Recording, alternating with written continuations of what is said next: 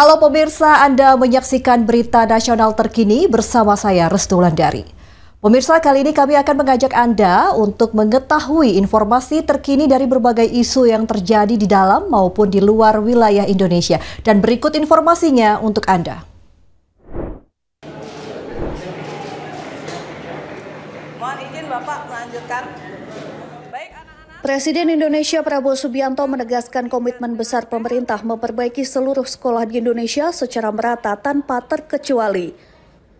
Pernyataan tersebut dijelaskan dalam acara peluncuran digitalisasi pembelajaran untuk Indonesia Cerdas di SMP Negeri 4 Kota Bekasi. Prabowo menyampaikan pemerintah menyadari masih ada berbagai kekurangan fasilitas di banyak sekolah, baik di perkotaan maupun daerah terpencil.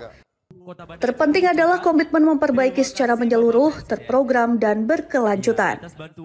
Presiden menegaskan pembangunan di sektor pendidikan merupakan prioritas utama pemerintahan saat ini. Menurutnya, investasi terbesar suatu negara bukanlah pada infrastruktur fisik, melainkan pada sumber daya manusia yang dibentuk melalui pendidikan yang berkualitas. Masih banyak kekurangan, tapi kita bertekad untuk memperbaiki semuanya itu. Saya bertekad bahwa pemerintah yang saya pimpin akan memperbaiki semua sekolah yang ada di Indonesia. Dan kita akan memperbaiki mutunya, kualitasnya, sarananya. Jadi saudara-saudara, kita tidak main-main. Masalah pendidikan adalah investasi masa depan bangsa. Prabowo juga menyampaikan apresiasi terhadap dedikasi para guru seluruh Indonesia dalam memajukan mutu pendidikan. Ia optimistis peran guru menjadi pondasi kuat dalam mewujudkan generasi masa depan yang cerdas, berkarakter, dan siap bersaing secara global. Tim Liputan Berita Nasional TV. Pimpinan DPR RI memfasilitasi pertemuan antara Badan Gizi Nasional atau BGN dan Persatuan Ahli Gizi Indonesia atau Persagi pada Senin 17 November 2025. Wakil Ketua DPR RI Cucun Ahmad Syamsurijal mengatakan pertemuan menjadi tindak lanjut hasil rapat dengar pendapat atau RDP digelar pada 12 November 2025. RDP mengenai percepatan pelaksanaan operasional di dapur-dapur EBG, khususnya di daerah yang dinilai kekurangan tenaga akuntan seperti ahli gizi.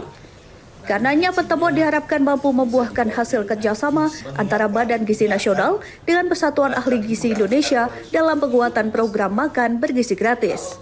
Kerjasama ini juga diharapkan bisa menyelesaikan masalah kekurangan petugas Satuan Pelayanan Pemenuhan Gizi atau SPPG. Ternyata si Persagi ini sama siapa BGN baru mau menindaklanjuti MOU yang sudah dari bulan Oktober.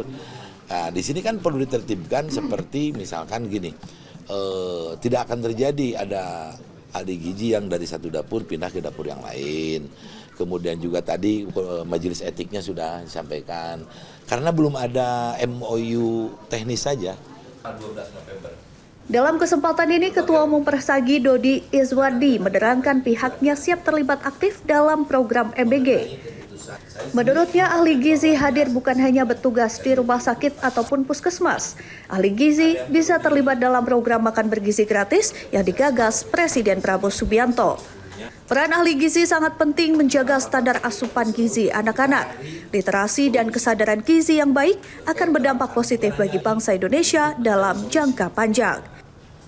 Dari Jakarta, Mahendra Dewanata, Ade Chandra, Berita Nasional TV.